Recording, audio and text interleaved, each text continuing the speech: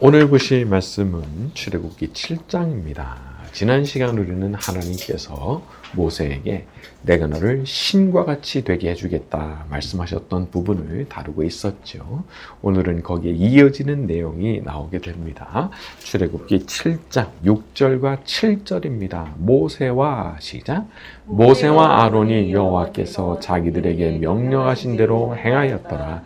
그들이 바로에게 말할 때 80세였고 아론은 83세였더라. 자, 이걸 보면은 참 나이가 중요치 않은 겁니다. 모세는 80세, 모세는 83세. 참 인간적으로 보면은 뭔가를 기대하기가 참 쉽지 않은 나이죠. 근데 하나님은 하셨거든요.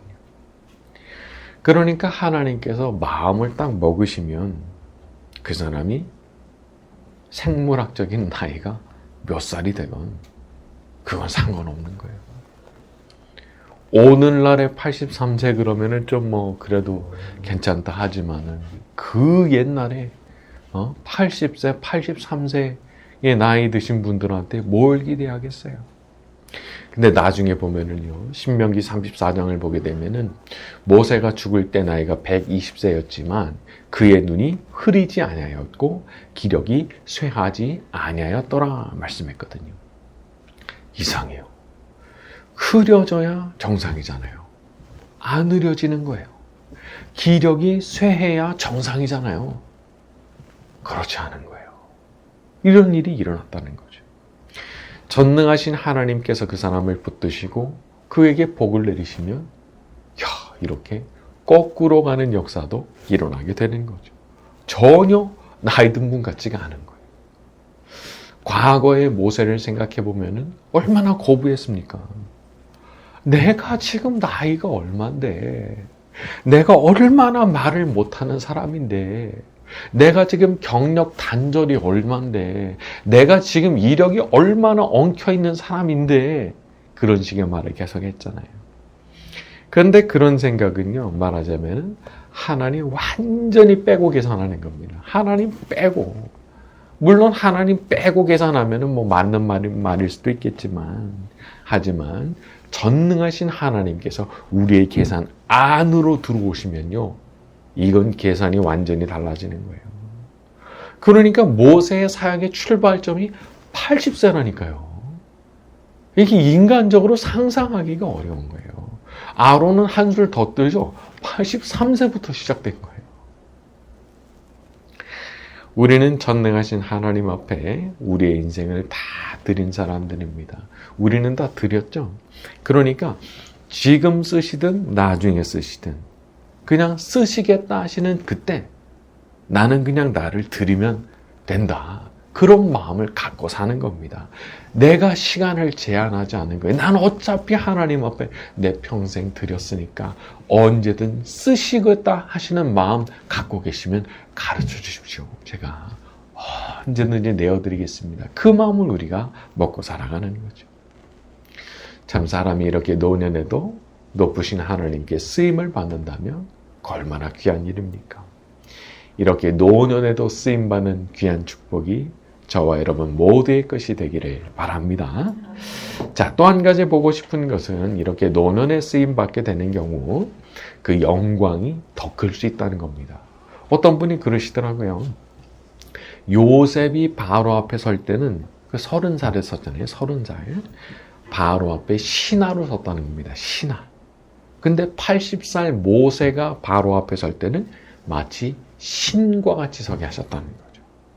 여기 대조가 있는 거죠.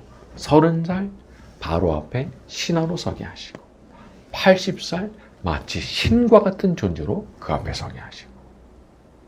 여러분, 우리가 하나님 앞에서 많은 연단을 받으면서 보냈던 그 세월 헛된 게 아닙니다. 그만큼 많은 연단이 있었을수록 우리가 사람 되는 거잖아요. 그러니까 하나님께서 쓰시고자 하시는 일이 점점 더 적합하게 된 사람이 되는 거죠. 요셉 물론 훌륭했지만 30살부터 쓰임을 받을 땐요, 하나님께서 모세와 같은 영광을 주실 수는 없는 겁니다. 위험하니까요. 얼마나 교만해지겠어요. 하지만 모세는 이제는 나이가 80이고 인생의 단맛 쓴맛 다 본 나이고 산전수전 다 겪고 모진 풍파 가운데 깎여 나가야 될 거 다 깎여 나간 사람이기 때문에 젊은 요셉에게 주셨던 것과는 다른 차원의 영광과 축복을 주신 거라고도 볼 수가 있는 거죠.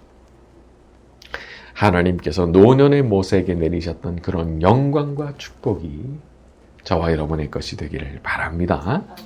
자, 우리 8절부터 12절로 갑니다. 여호와께서 시작. 여호와께서 모세와 아론에게 말씀하여 이르시되 바로가 너희에게 이르기를 너희는 이적을 보이라 하거든 너는 아론에게 말하기를 너의 지팡이를 들어서 바로 앞에 던지라 하라. 그것이 뱀이 되리라. 모세와 아론이 바로에게 가서 여호와께서 명령하신 대로 행하여 아론이 바로와 그의 신하 앞에 지팡이를 던지니 뱀이 된지라. 바로도 현인들과 마술사들을 부르매 그 애굽 요술사들도 그들의 요술로 그와 같이 행하되 각 사람이 지팡이를 던지매 아론의 지팡이가 삼키니라. 모세와 아론이 아론이 지팡이를 딱 던졌을 때 지팡이가 뱀으로 변하는 것을 보고도 바로는 겁을 먹지 않았습니다. 오히려 자기 현인과 마술사들을 불러서 똑같은 일을 하게 한 거예요. 봐라 말이지. 그거 대단한 거 아니야? 여러분, 악령도 기적을 일으킵니다. 마가복음 13장에 보면 거짓 그리스도와 거짓 선지자들이 일어나서 이적과 기사를 행해서 할 수만 있으면 택하신 자들을 미혹하려 하리라 말씀이 있거든요. 거짓 그리스도와 거짓 선지자들이 뭘 행한다고요? 이적과 기사를 행한다고요. 신기한 기적을 막 보여주는 거예요. 그럼 거기 넘어가는 거죠. 제가 그 JMS 같은 그 이단에서 탈출한 분 얘기를 인터뷰를 한번 보니까 그런 얘기를 하시더라고요. 그 당시에는요, 그 교주가 말한 대로 기적이 일어나더라는 거예요. 그 당시에는 그랬다는 거예요. 그 자기 입장에서는 믿을 수밖에 없었다 그런 얘기를 하더라고요. 물론 이제 뭐 변명에 불과할지 모르겠지만은 그 당시로서는 자기는 믿지 않을 수가 없었다는 거예요. 진짜 그 사람이 말한 대로 기적이 일어나니까 말이죠. 자, 그런데 기적이 전부가 아니죠. 마귀도 악령도 기적을 만드는 겁니다. 그러니까 그렇게 새를 만들죠. 아니면 그렇게 할 수가 없는 거예요. 심지어 지팡이를 살아있는 뱀으로 만드는 거. 이거 진짜 놀라운 일 아니겠어요? 근데 그거를 마귀도 한다니까요. 악령도 한다니까요. 그렇기 때문에 우리가 항상 기억해야 되는 건 그 사람이 진짜인지 아닌지는 항상 열매로 알아봐야 되는 거죠. 에베소서 5장에 빛의 열매는 모든 착함과 의로움과 진실함에 있느니라. 거짓 그리스도와 거짓 선지자가 절대 못하는 게 있어요. 첫째, 착하지 못해요. 정말 근본적으로 착하지 못합니다. 그리고 의로울 수가 없어요. 셋째, 진실한 것도 안 되는 거예요. 왜냐하면 자기 본질이 그렇지 않기 때문에. 그러니까 보면은 아주 악해요. 아주 못됐어요. 그리고 불의한 짓을 좋아해요. 그리고 천연덕스럽게 거짓말합니다. 그러니까 그걸 보면은 그 본질이 보이는 거예요. 그래서 우리가 항상 그 열매를 보고 판단을 해야 되는 거죠. 세상에는 지금도 자기가 가진 어떤 영적인 능력을 가지고 사람들을 호리는 사람들이 있어요. 근데 그거는 다른 게 아니고 그 뒤에 악령이 있어서 그런 거거든요. 자, 또 한 가지 제가 보고 싶은 것은 12절입니다. 아론의 지팡이가 그들의 지팡이를 삼키니라. 만약에 어떤 특별한 상황 가운데서 하나님의 능력과 사탄의 능력이 서로 대결을 펼쳐야 되는 그런 장면이 연출된다면 그 자리에는요, 하나님의 능력이 반드시 사탄의 능력을 제압하는 역사가 일어납니다. 갈멜산에서의 엘리야를 생각해 볼까요? 바알과 아세라의 선지자들 하루 종일 부르짖고 칼로 자기 몸을 그으면서 기도했지만 아무 일도 일어나지 않았어요. 사실 이 사람들이 그렇게까지 칼로 막 몸을 그으면서 그렇게까지 기도했던 이유가 뭘까요? 이게 평소 같으면은요, 그 정도 하면은 귀신이 역사하거든요. 귀신이 역사하거든요. 근데 그날은 역사를 못하는 거예요. 아무 일도 나타나지 않는 거예요. 왜 그랬을까요? 하나님께서 허락을 안 하시는 거예요. 그 일이 일어나는 것 자체를 허락을 안 하시는 거예요. 대신에 엘리야가 기도할 땐 순간 하늘이 열리면서 불덩이가 그냥 쏟아져 내리게 하신 거죠. 누가 진짜 신이냐? 보여주신 겁니다. 우리가 살아가면서 어떤 마귀의 공격, 악령의 공격을 받을 때가 있습니다. 하지만 겁먹을 필요는 없죠. 내가 섬기는 하나님이 어떤 분이신데 내 하나님께서 날 위해서 능력을 베푸시면 그런 것도 순식간에 무력화되는 겁니다. 마술사들 뱀이 잡아먹힌 것처럼 그런 일들 능히 일어나게 하시는 거거든요. 오늘 우리가 엎드려 기도할 때도 모든 악한 것들을 제압하시는 하나님의 능력이 우리 모두에게 나타나게 되기를 바랍니다. 자, 우리 13절로 넘어갑니다. 그러나 시작. 그러나 바로의 마음이 완악하여 여호와의 말씀과 같더라. 여호와의 말씀과 같더라. 우리는 지금 계속해서 하나님께서 하신 말씀이 이루어지는 것을 보고 있습니다. 이 세상에서 벌어지는 모든 일은 다 하나님 말씀대로 이루어지는 겁니다. 하나님 말씀대로. 그러니까 우리가 늘 기도하는 가운데서 소원하는 바가 있어야 되는데 그 중에 하나는 제게도 하나님의 그 말씀을 좀 들려주십시오 하는 소원이 우리의 소원 중 하나가 되어야 됩니다. 왜? 모든 게 하나님 말씀하신 대로 갈 거니까. 뭐 예언을 주시든 아니면 나한테 뭘 하라고 명령을 하시든 아니면 내 요청에 대해서 확답을 주시든 저한테 그냥 말씀을 좀 해주십시오. 우리가 이런 기도를 드려야 되는 거죠. 사실 여기는요, 쉬운 게 없습니다. 생각을 해보면 다니엘 같이 위대한 사람도 응답을 받는데 몇 주 걸려요? 3주가 걸려요. 그것도 금식 기도를 하는데도 응답이 3주가 걸려요. 정말 쉽지 않은 거예요. 하지만 우리가 그렇게 공들이고 애쓰고 수고하는 것은 그 기도의 응답이 그만큼 값진 것이기 때문이죠. 아예 하나님께서 미리 가르쳐 주시는 것, 혹은 나한테 뭘 하라고 명령을 주시는 것, 혹은 내가 너의 기도를 들었고 내가 이루어 줄 거야 라는 그런 응답을 주시는 것, 얼마나 귀한 축복입니까? 여러분, 기도의 응답으로 이루어지는 일들은 내가 해서 이루어지는 게 아니에요. 내 기도를 들으시는 하나님께서 해주셔서 일어나는 일들입니다. 자, 그렇다면은 내가 하는 게 아니고 그분이 대신 해주셔서 그 일이 되게 된다면 그 정도의 수고는 내가 해야 되는 거잖아요. 기도 정도는 내가 할 수 있는 거잖아요. 내가 직접 하는 게 아니고 그분이 이루어 주시는 걸 기대하면서 내가 하는 거니까 그 정도 수고는 내가 할 수 있어야 되는 거죠. 그러니까 사실 우리가 기도할 때 보면은 참 기도 자체가 버거울 때가 있잖아요. 기도도 몸으로 하는 거기 때문에 참 몸이 고되고 힘들 때 기도하는 거 참 어려운 겁니다. 하지만 그렇게 몸을 갈아 넣으면서 기도하려고 하는 이유가 뭐냐? 그만큼 값진 것이 응답으로 주어지거든요. 이 세상 모든 일들 하나님 말씀대로 움직이게 될 겁니다.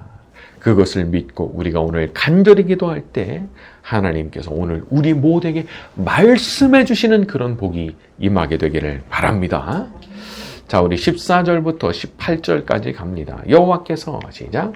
여호와께서 모세에게 이르시되 바로의 마음이 완강하여 백성 보내기를 거절하는도다.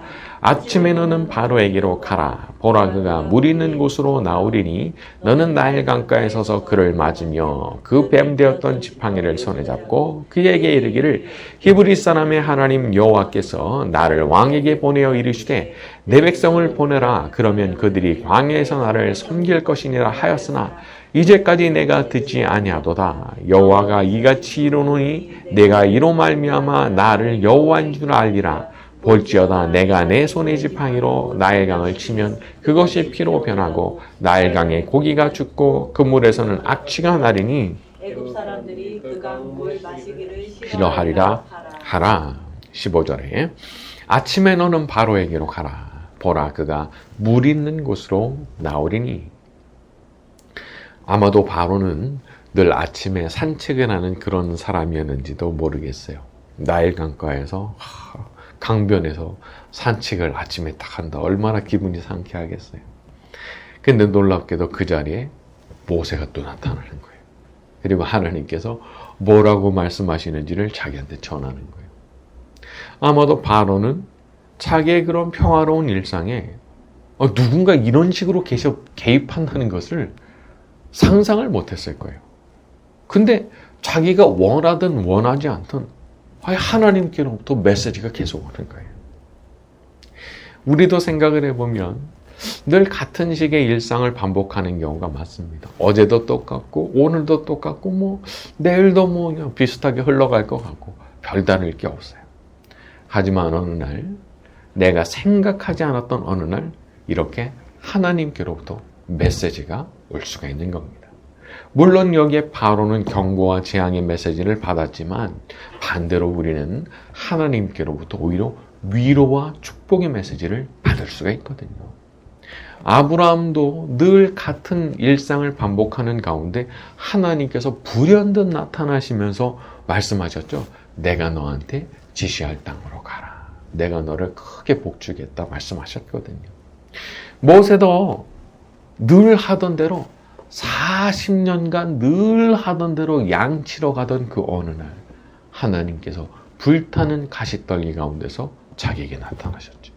그러니까 거기서 메시지를 주시고 사명을 주시고 함께 하겠다고 말씀하시고 이와 같이 우리 삶에도 늘 반복되는 그런 일상 가운데도 어느 순간 하나님께서 나를 찾아오셔서 우리에게 위로와 축복의 말씀을 건네주실 수가 있는 거죠.